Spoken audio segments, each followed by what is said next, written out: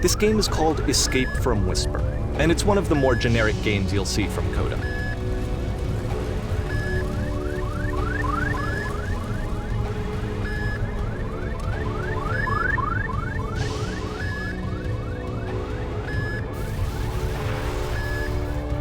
Security code breached. Hostile alien life form inbound. It kinda looks like this game was abandoned mid-development. For instance, you have this gun, which you'd think would indicate that there are supposed to be monsters or enemies somewhere, but then clearly there are no enemies anywhere. You can't even reload the gun when you run out of bullets.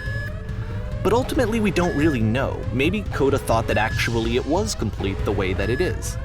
And I think that we should talk about his games for what they are, rather than for what they're not. Enemy force neutralized. Begin ship evacuation. I love how you can see the bottom of the universe from this room.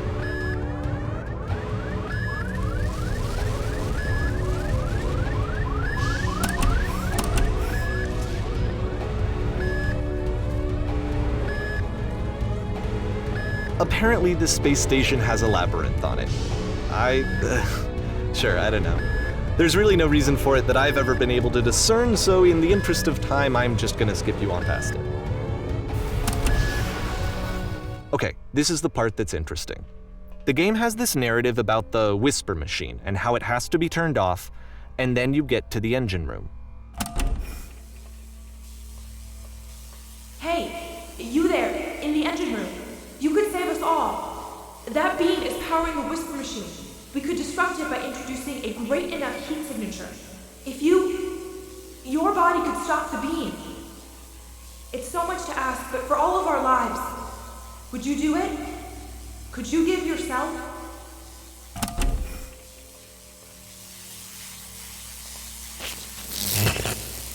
Let me pause here for a second. What you just experienced, stepping into the beam and then dying, is probably what Coda had initially intended when he was developing this level.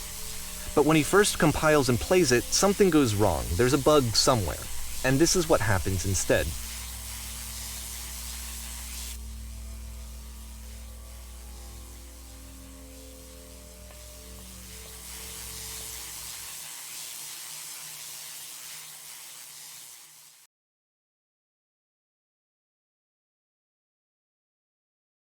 The beam causes you to start floating. And this is an important moment for him. Because yes, this is technically a glitch, but Coda identifies something human about it, like how small it makes you feel in the face of this larger chaotic system. Or this floating could be the afterlife, a peaceful place, juxtaposed against all of the hysteria that you've just had to traverse. I don't even know. I have no idea what he was thinking, but what's clear is that after making this, something lodges itself in his brain. He wants to do more of these really weird and experimental designs. So he stops work on this and moves on to a stream of tiny little games that go in all sorts of directions. Let's go ahead and take a look at the first game he made after leaving this one behind.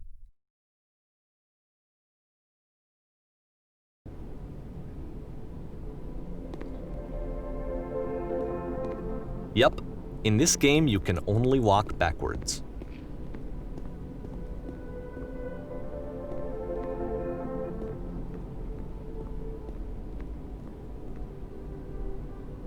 So it's a short and relatively minimalist experiment combining motion and narrative.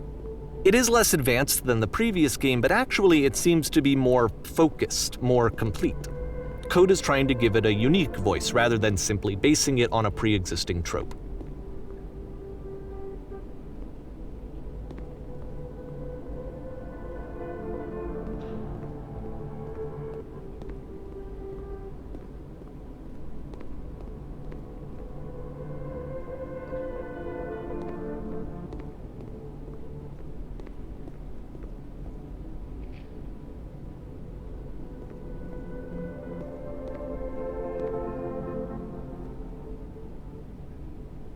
It's a short little thought, it says what it wants to say, and then it ends.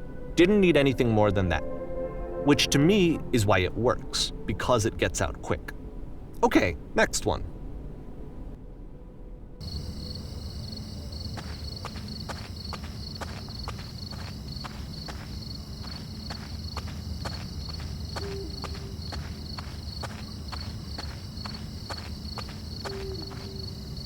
And that's it. Okay, the meaning of this game won't be clear just yet. Please be patient with me for a few more games, and I promise you'll see what makes it interesting.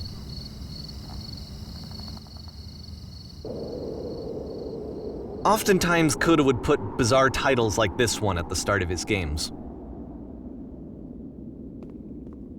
I wish I'd known him at the time that he was making these early games. He would really only talk to me about his work as he was making it. Once he stopped work on a game, that was it. It was dead to him. And I don't agree with that at all, but what are you gonna do?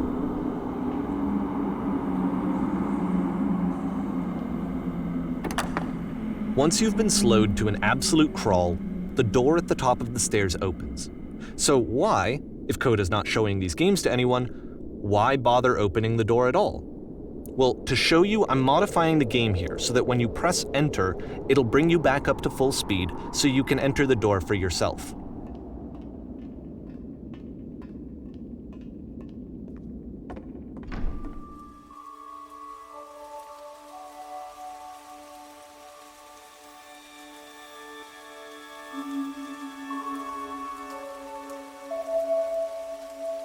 A room that's warm and nice and filled with little ideas for games.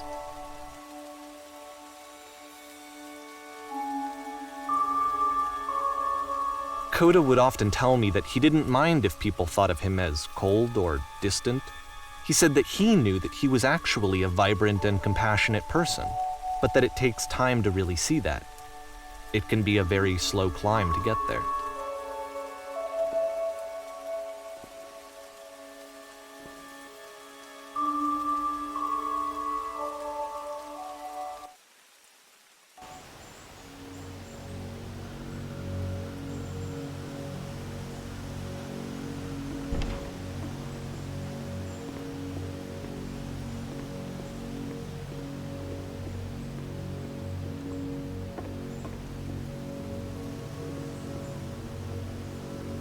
Well, this is new for Coda. It's an actual puzzle.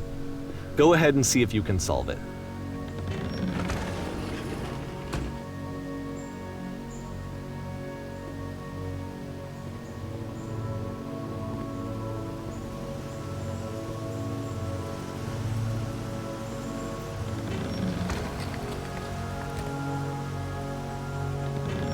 Don't forget that solution, because we're going to see this puzzle again soon.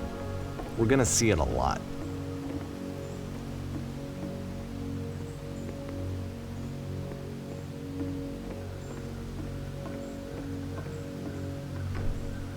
So that seems to be it, right? You walk down a corridor, you solve a puzzle, you get to the end. Simple enough. All right, now I'm going to modify the game again so that when you press enter, it'll remove all of the walls from this room.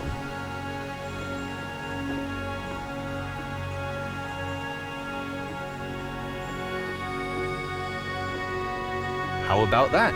There was more to it than we had any way of knowing. I actually find it funny that this game comes after the Stairs game, since they essentially convey the opposite idea. So, in the Stairs game, a dull exterior concealed a rich interior. And then, in this level, a dull interior hides this fantastic outer world. Either way, I think that the point is the same, is that most of the time you don't get to know what you're missing, or even that you're missing anything. That's not your role as a player. So if your role here is not to understand, then what is it?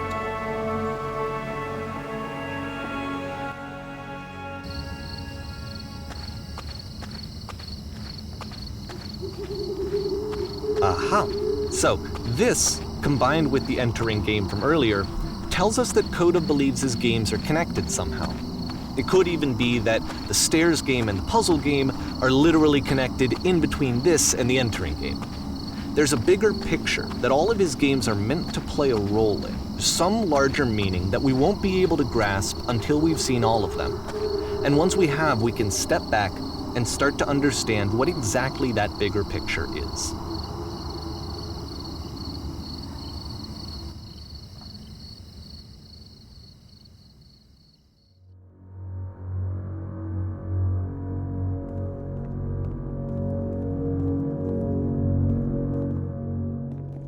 Let's talk about video game development for a second. Every video game runs on what's called an engine. which determines what the game can and cannot do. So in other words, the engine is a set of tools for game development. To make all of these games, Coda is using an engine called Source. Like all engines, Source has certain things that it does well, and it has certain things that it does poorly. One of the things that it does very well is boxy linear corridors. That's why so many of Coda's games are set in these large, flat, empty rooms, is just because he's working with what the engine does well. The tools available to the creator shape what kinds of creative work they're going to end up making. You might consider paying attention to the architecture in Coda's games to notice how they seem to stem from an engine that's very good at producing linear, boxy corridors.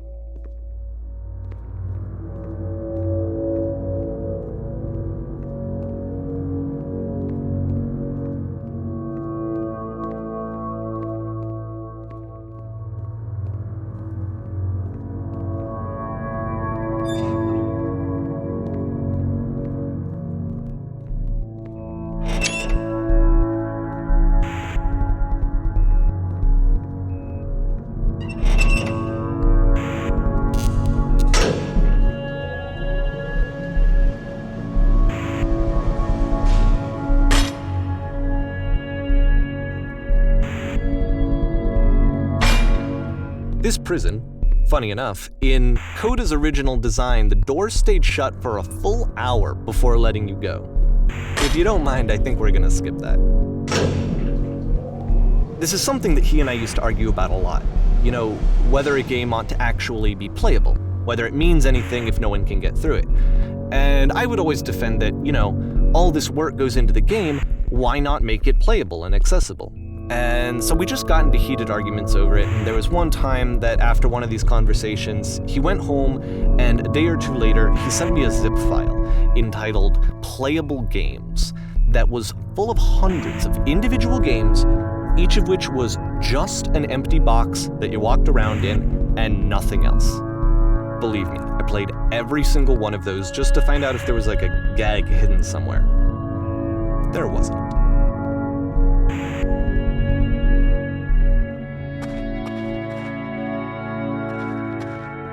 It's the puzzle again, with the exact same solution as the last time.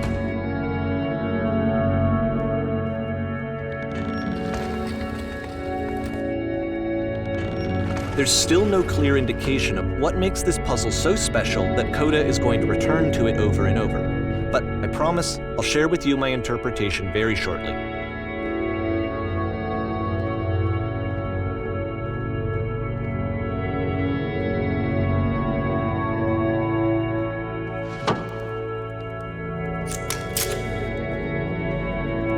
Here, Coda begins using a kind of dialogue system that he fashioned out of the engine's chat capabilities. Use the 1, 2, 3 buttons on your keyboard to respond.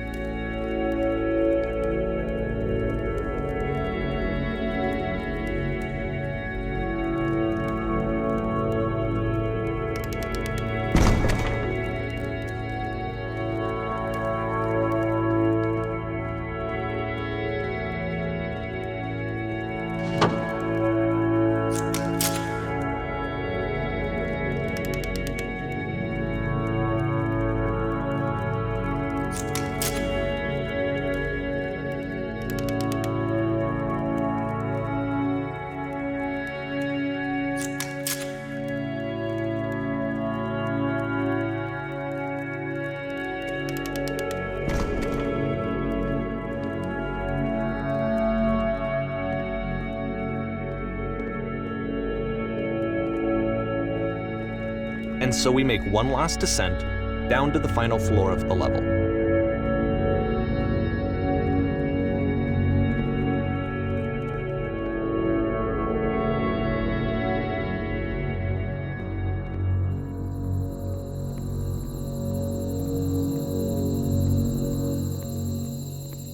It's a lamppost. Okay, I can't tell you quite why, but for some reason, Coda fixates on this lamppost. It's going to appear at the end of every single one of his games from here on out. I'll tell you what I think. I think that up to this point, he's been making really strange and abstract games with no clear purpose, and maybe you can only float around in that headspace for so long. Because now he wants something to hold on to. He wants a reference point. He wants the work to be leading to something. He wants a destination, which is what this lamppost is. It's a destination.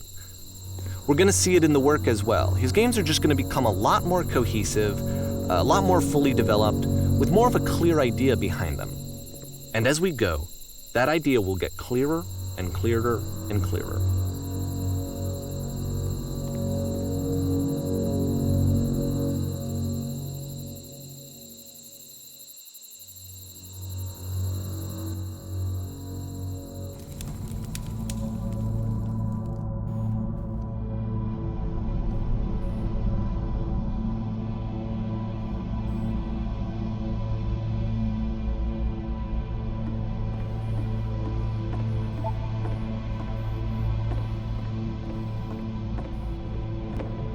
So first off, I'm sure you can deduce this, but this game is not connected to the internet. All of the notes that you're going to see have been written by Coda. This was actually the first game of his that I ever played. This was shortly after I met him at a weekend game jam in Sacramento, where I grew up. I saw him working on this very level, and it was just so different from anything that anyone else was doing. So right away I was like, I have to be friends with this person. In retrospect, I think I was probably a bit too pushy, trying to get his attention. I was over-enthusiastic. But he was very gracious about it and very patient with me. And I cooled off eventually. Oh, feel free to skip over any of these notes if they're not doing anything for you. Nothing extra is going to happen if you read all of them. Either way, to me they convey a sense of loneliness. I see this person who's filled with thoughts and feelings and beliefs and has no way to express them except as scattered and unheard voices in a game that wasn't meant to be played.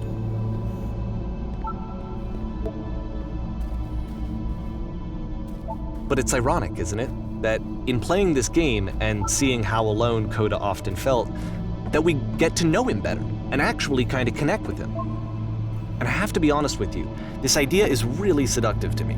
That I could just play someone's game and see the voices in their head and get to know them better and have to do less of the messy in-person socializing. I could just get to know you through your work. I think this is why I always liked Coda's games so much, is because it felt like they let me have that connection. I felt as though he was inviting me personally into his world. And then I feel less lonely too.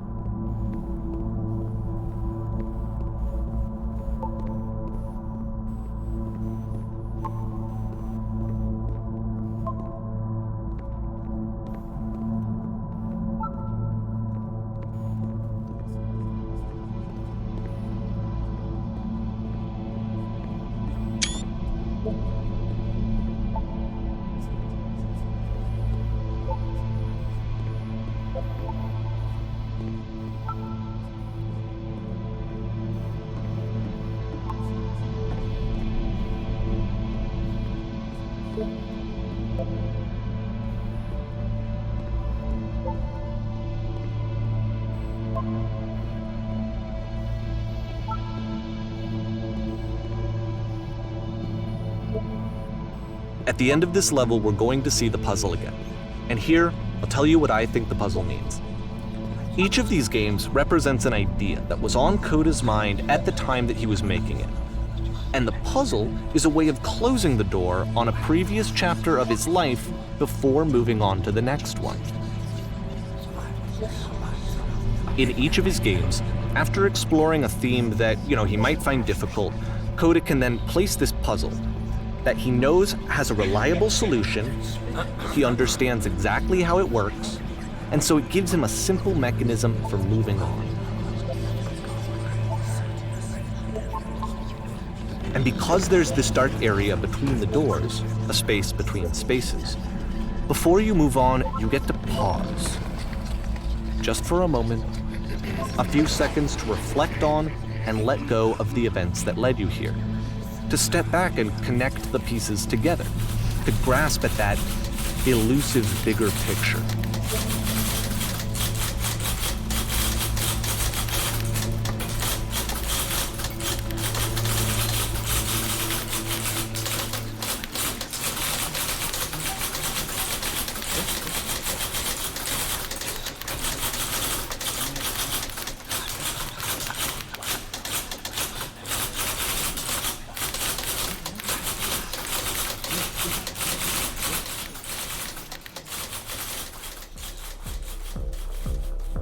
Okay, this one is tough. It's gonna kind of just spin its own wheels for a few minutes. Hang with it.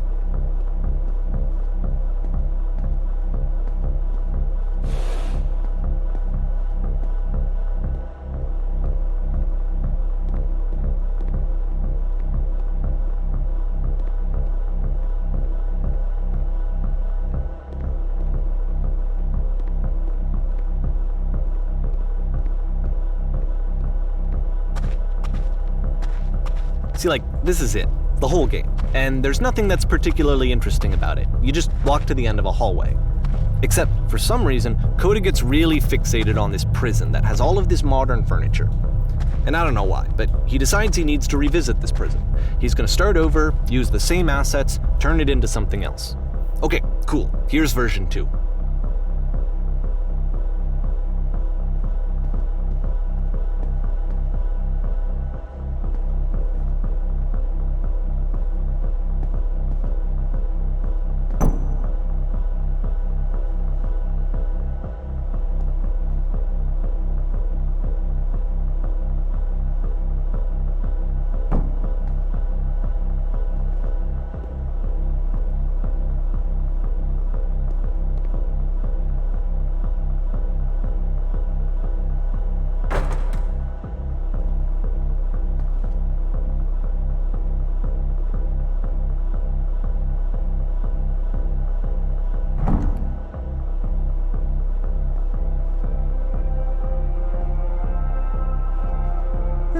There's a bit more to this one, but still it's not really communicating anything. It's kind of just weird for weirdness' sake.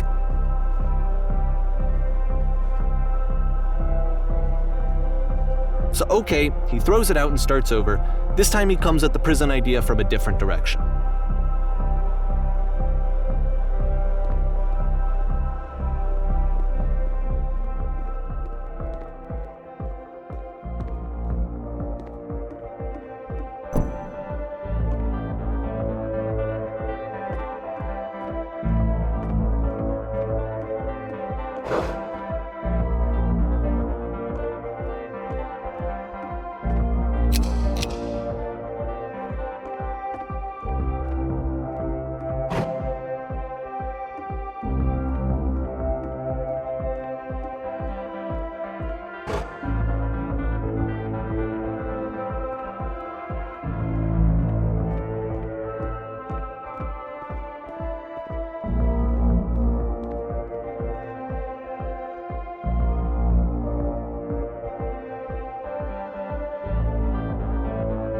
And of course, now the table is gone and you can't begin the chain of events to escape.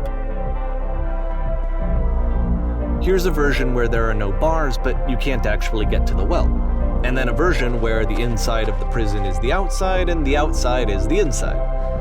Let me just blink you real quick through a few more of these. I mean, he really unloaded on this prison idea. There's nearly a dozen of them. Personally, I think it's awful to watch this, to see a person basically unraveling through their work. And for what? Like, at what point do you just go, maybe there are game ideas other than this prison that I could be working on? But Coda doesn't have that voice telling you to stop, that particular mechanism of defense against yourself. Without it, you just spiral.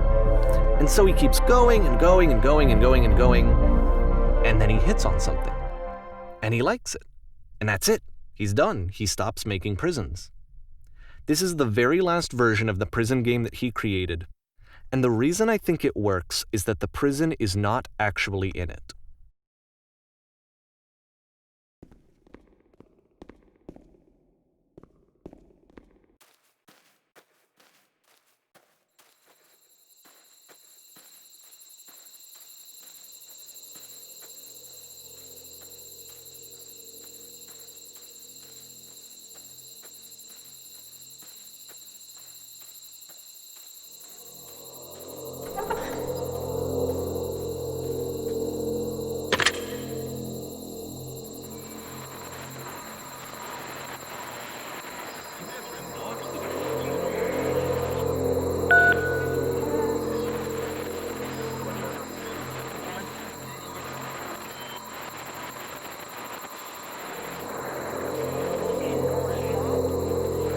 It's a conversation.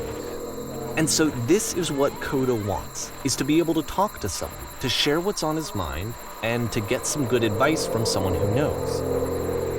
But the irony is that even in this scenario, you're still talking to yourself. You know, all of these games so far are Coda talking to himself.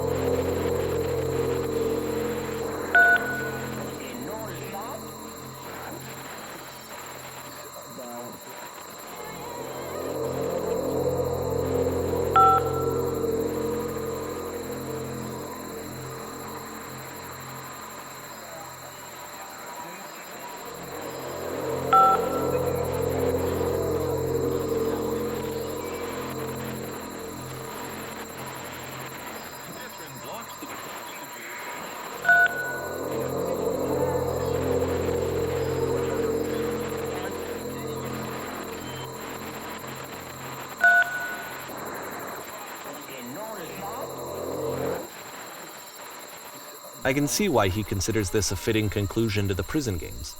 After all of the obsession and frustration, just to be told by someone you can trust that things are going to be okay. Wouldn't that be nice?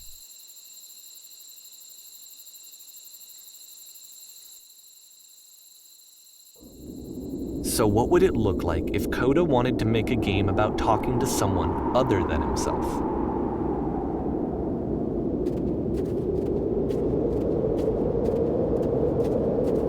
To me, this environment is meant to represent Coda's puzzle, with the two doors on either side and a dark transitional space between.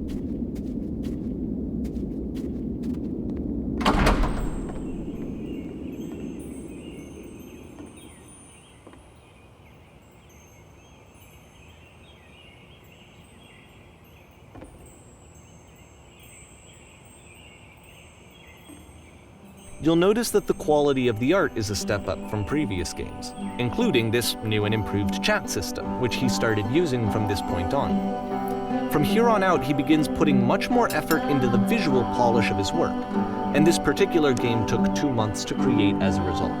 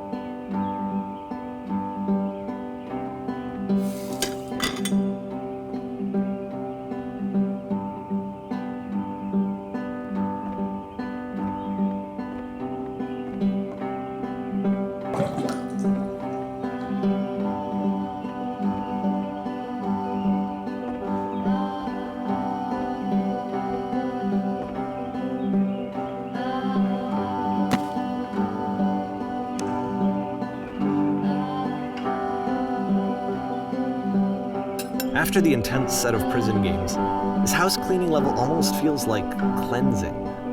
It's the moment after a particularly difficult or traumatic experience where you just need to let it sit and digest inside of you, and eventually cohere into something meaningful.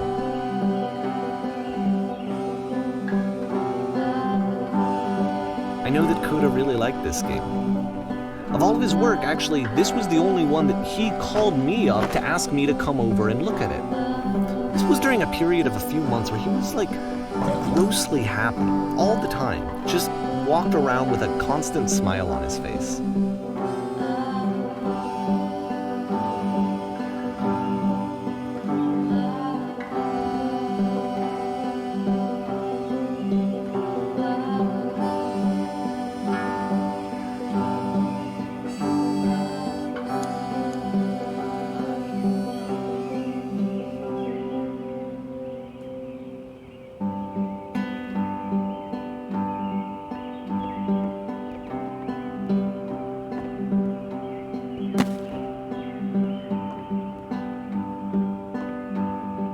I'm glad he made this. I'm glad he found some peace.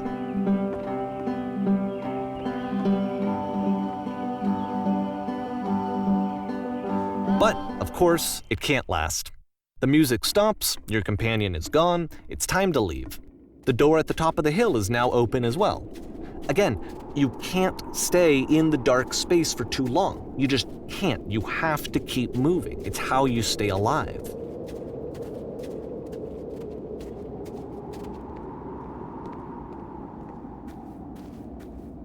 Which is the whole point of the puzzle doors, right?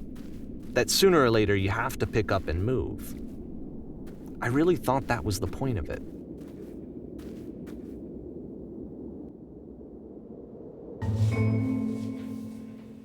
This one gets a bit goofy.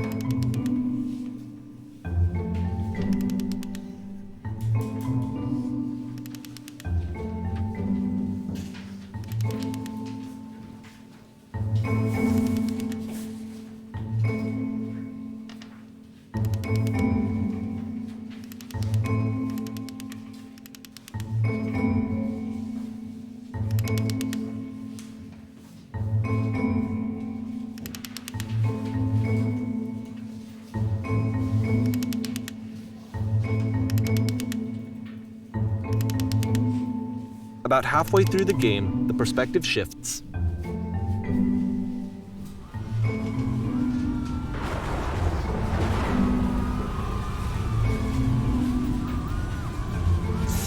And you play as the teacher. And suddenly, you discover that your teacher is just as bigoted and afraid as you are. Oh, and also you can move around the classroom now.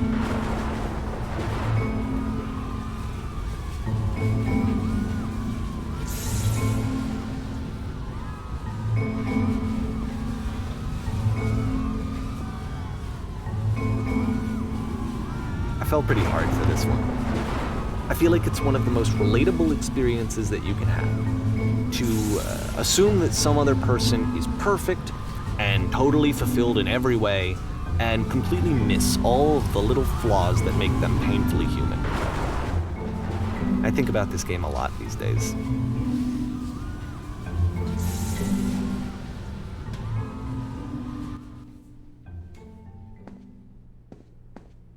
This one took a lot longer than all the others for Coda to make. It was 4 months between this and the last one. That's twice as long as it took him to make any other game before this, and it's not like it's particularly complex, so I remember I found that a little strange at the time.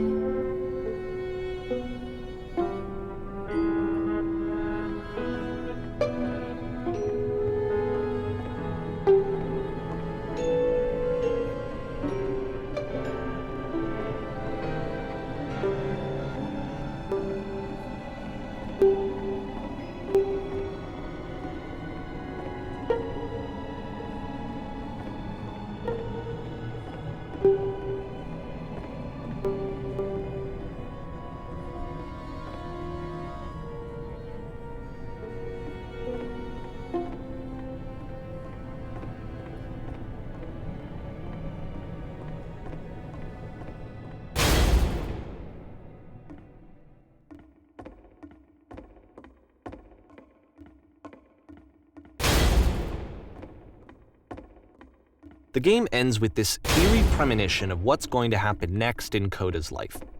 The solution to social anxiety, to fears of having to perform and having to chase success, the answer for Coda is to withdraw, to hide himself away. Which is what leads to scenarios like the stairs that slowed you down several games ago, where it just becomes harder and harder to access Coda's inner landscape because he keeps retreating. He just keeps backing away from possible connections to anyone other than himself. And to be honest, I didn't consider it very healthy when I first played this game. It looked to me like he was trying to justify the idea of just disconnecting yourself from the world. And that wasn't what I wanted for him or for his games. Because I feel like a lot of his games are inviting me to connect with this person, to bring him closer. But what can you do? After this, Coda went off and took another 5 months to make a new game.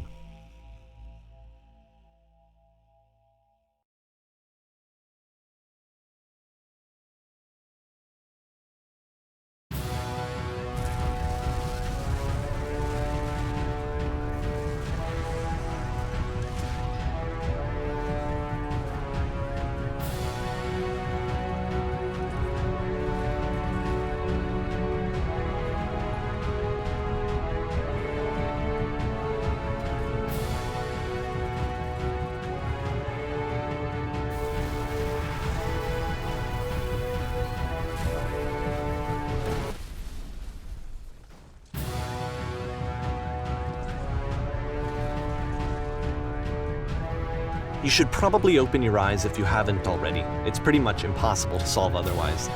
And there is a solution, by the way.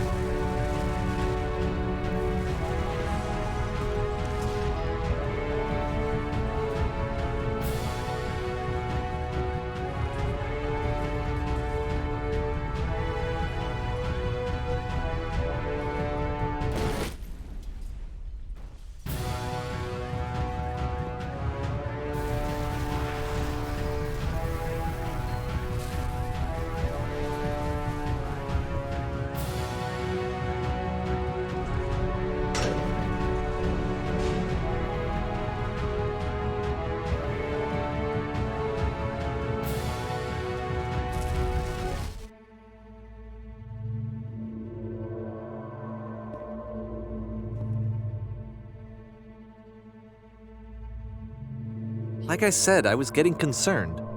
First off, he's never been this explicit in his work about exactly what he's thinking. So where's that coming from?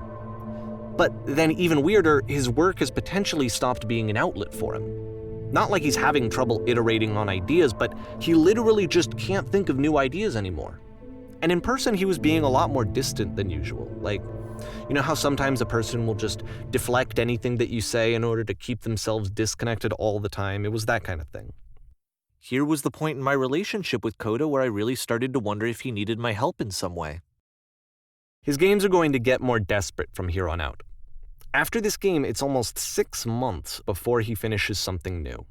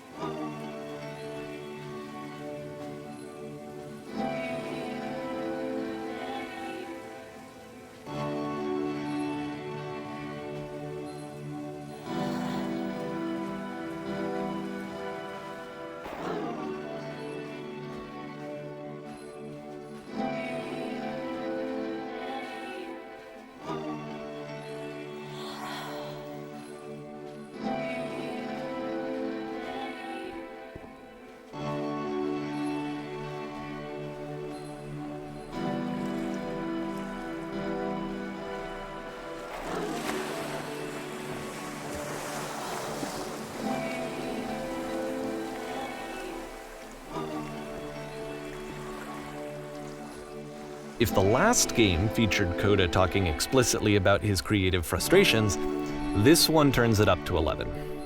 Now, put yourself in my shoes playing this. Here's a friend whose work is exhibiting signs of struggle, frustration, anxiety, depression, even. And yet still he keeps making games. He keeps throwing himself into the grinder even when he clearly doesn't have the energy for it anymore. Why? What is it for? Because from my perspective at the time and just what I knew of him, this was a result of how isolated he was. He was in his own little bubble, just sitting at his computer all day, not really showing these games to anyone, not releasing them onto the internet. And so he didn't have anyone outside of himself to connect with. He had no outlet to ground himself on.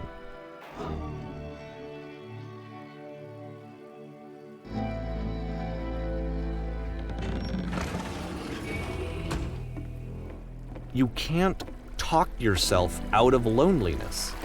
It doesn't work that way. You can't be the one writing both the questions and the answers. Then there's no movement. Then there's no circulation.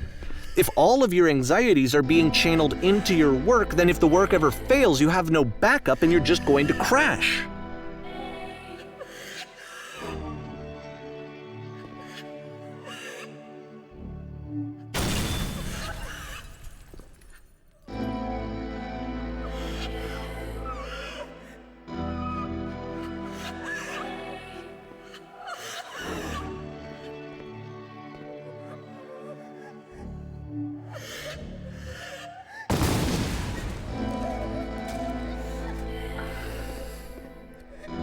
Seeing this game at the time that he made it, it looked really unhealthy to me.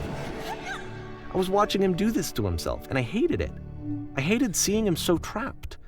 It's like, video games are not worth this amount of suffering. This is someone I really cared about, and I used to get so much joy out of seeing him create. For him to suddenly become angry and frustrated like this, it was the worst thing for me. I don't know. This is what I felt at the time. I don't know how else to explain it. I wanted it to stop more than anything. I never felt so rotten. I needed more than I had ever needed anything for this to stop. But it didn't stop. After finishing this one, Coda takes another 7 months and comes up with a new game.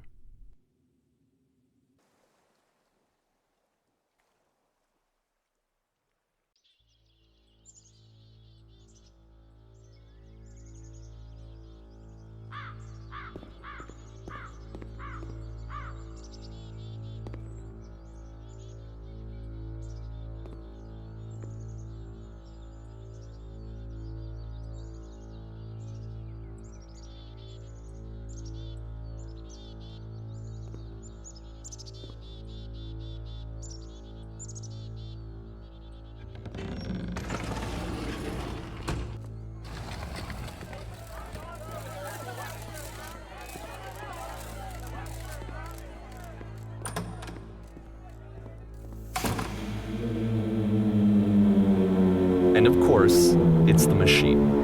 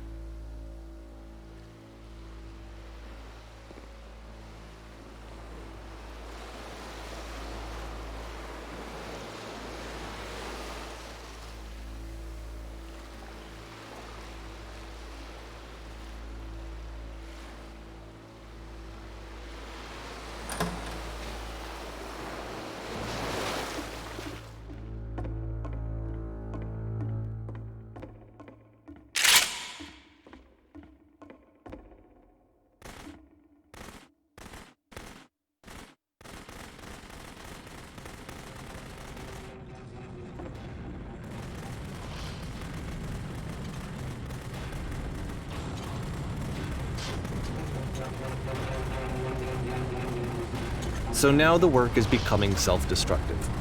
And I'll tell you, at the time that I first played this game, shortly after he made it, here's what I'm thinking to myself. I'm thinking that code is stuck in his own head, and that it's having a very negative effect on him, and that all he needs to do is just start showing his work to people, to get some actual feedback on his games. It might get him out of isolation.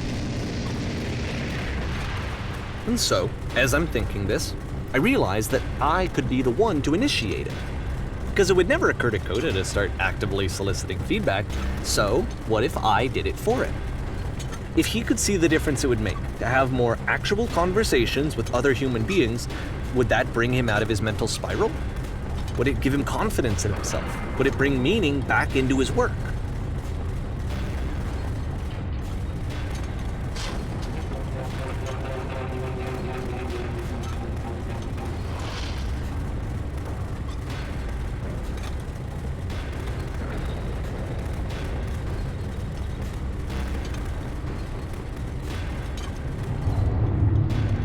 So I started showing Coda's work to people. I took this one, and the islands which you just played, the theater, the notes, the house cleaning game, and some of the prison escape games. I brought them to people that I knew and trusted. I asked their opinions. And the great part is that they really loved his games. You know, the point of it all was just to give him some external reference point, but they genuinely loved his work. There was nothing for him to be afraid of.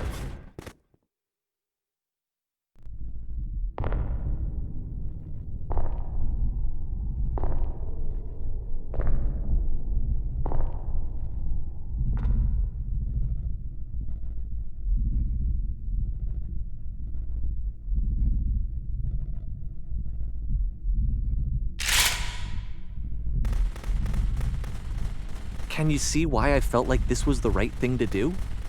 Because it's the thing that I always feel like I need, to be told that my work is good, that I am good. When someone really connects with a thing that I've made, when they see themselves purely in my work, there's nothing that feels better.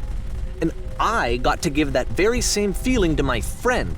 I did something, I really felt like I'd done something good, like I was a good person. I felt like there was a friend who was in trouble and was unhappy and maybe didn't like themselves, and I could fix it.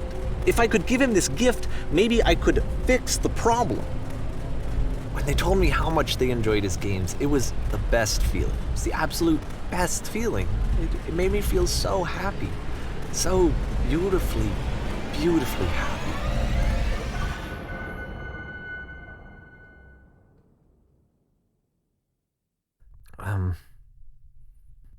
So anyway, Coda finishes this game, and then really he just kind of takes off for a while.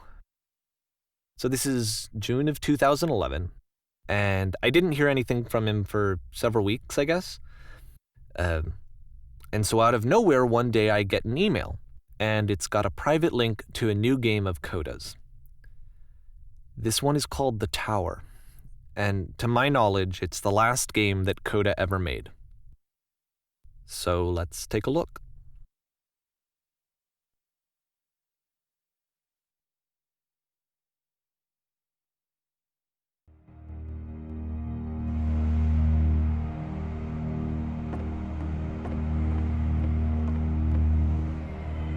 And this is where I have trouble saying anything meaningful about Coda's work. Because more than anything else, The Tower just feels distant. It feels like it's trying to distance itself from the world. It's a very cold game.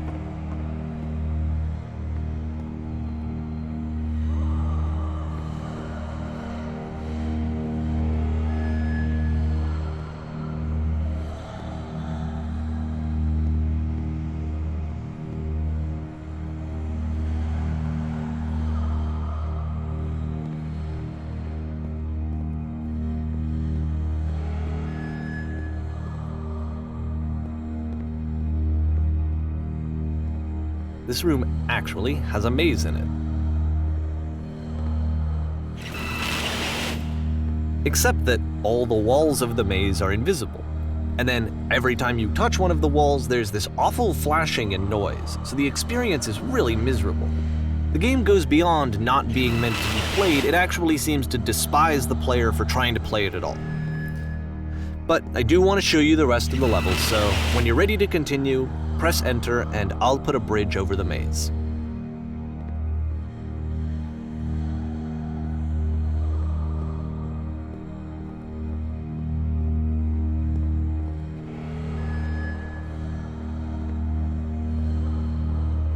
And to be fair, it's not like this is the first game that's needed some modification to be playable.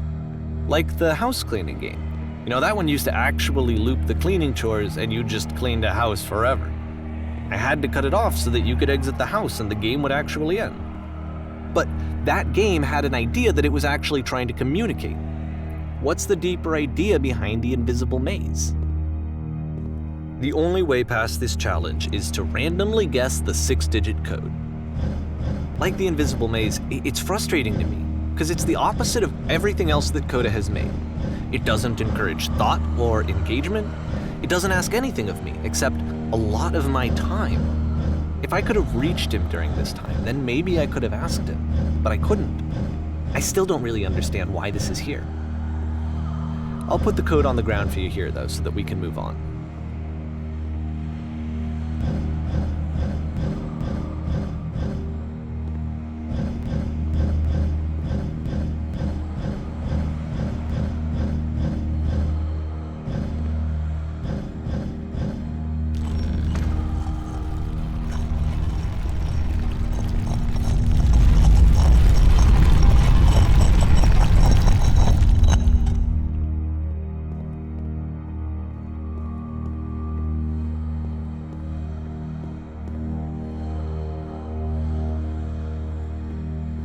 The switch to open this door is actually on the other side of the door, meaning that it's literally impossible to solve from this side. So even if you somehow brute forced your way through the first 2 challenges and you got to this point, there's actually just no way to progress. And it's scary for me, the idea of Coda cutting himself off entirely, just saying, that's it, that's the end of the conversation, not giving me any way to fix the problem. I feel like a failure, I guess, when I can't fix the problem. But I can open this door for you, so let me do that. Was I a failure for not understanding this game? I don't know why I would be. It's not like everything needs to have a solution, but I feel it somehow. I feel like I failed, and I don't understand why. I remember, it's June of 2011. I'm playing this for the very first time. And as I'm playing, I'm thinking to myself, I don't know this person. I have no idea who this person is. It wasn't the guy I knew, it wasn't my friend. I had come to so many conclusions from looking at all of his work up to this point, and then suddenly none of them... I had been trying to, though. That was the thing. For years I was trying to get to know him, to understand who he actually was and what he stood for. I asked him so many times to please just tell me what his games mean to him. I asked him please to tell me what the 3 dots mean. And he wouldn't.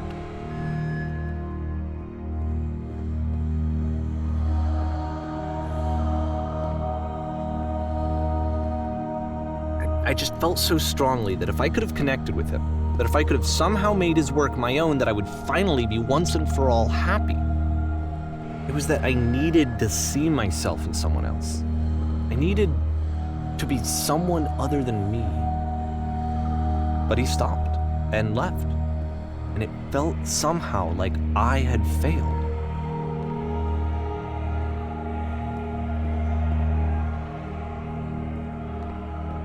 Where did I screw up?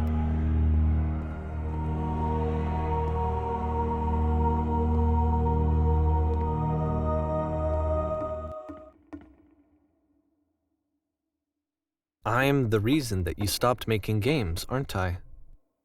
It's because of what I did. I poisoned it for you. I don't think I ever told you this, but when I took your work and I was showing it to people, it actually felt... it felt as though I were responsible for something important and valuable. And the people who played them, they treated me like I was important. They really listened and cared about what I had to say. Even though I was showing your work, I felt good about myself. Finally, for a moment, while I had that, I liked myself. And then you stopped, and I didn't have anything left to show people. I just had to be with myself.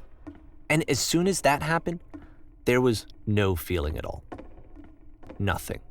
Less than nothing. What does that mean?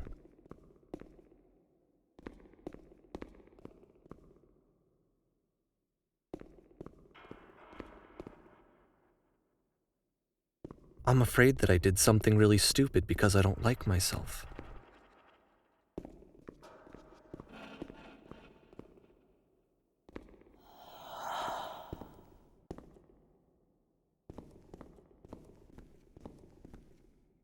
That's why I'm releasing this collection of your work, is because I haven't been able to find any other way to reach you. I've tried everything.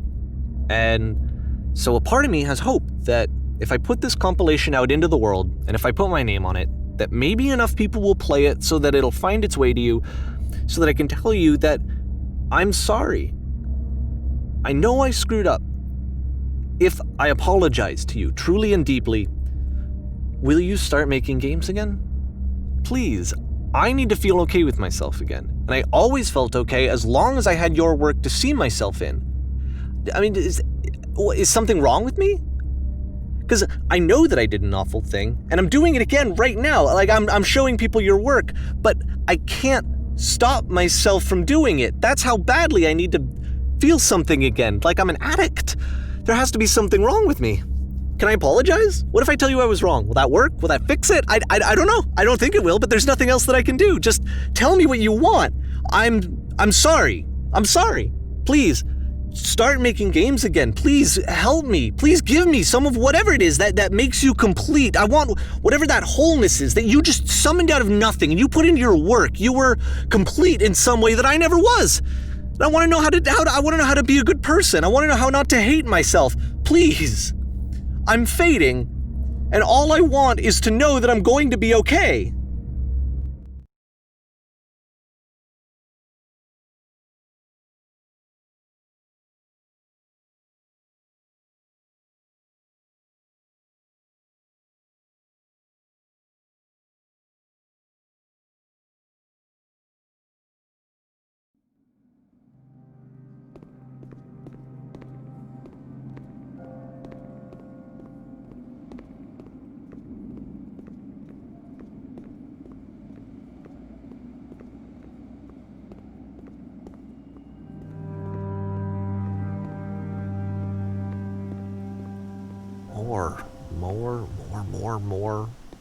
More love, more praise, more people telling me that I'm good.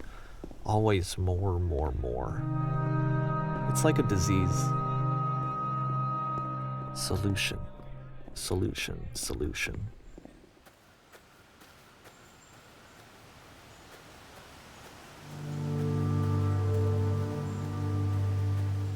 I guess if someone had told me ahead of time that he just really enjoyed making prison games, maybe I wouldn't have thought he was so desperate. I wouldn't have told so many people that he was depressed. Maybe he just likes making prisons.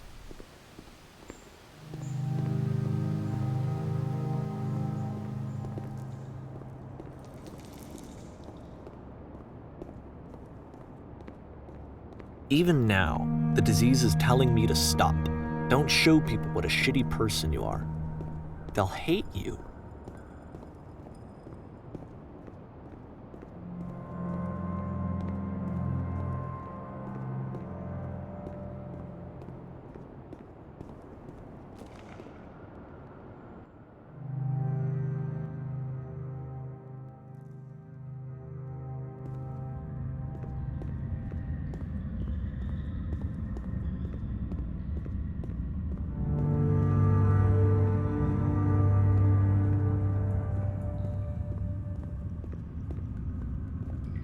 If I knew that my life depended on finding something to be driven by other than validation, what would that even be? It's strange, but the thought of not being driven by external validation is unthinkable. Like, I actually cannot conceive of what that would be like.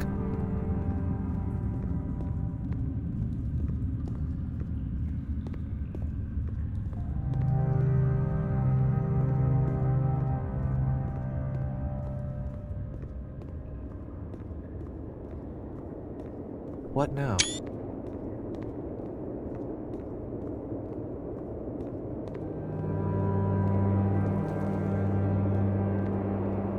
I think I need to go. And I'm sorry, because I know that I said that I would be here and I would walk you through this, but I'm starting to feel like I have a lot of work to do. I have a lot that I need to make up for, and so I'm just gonna... Okay.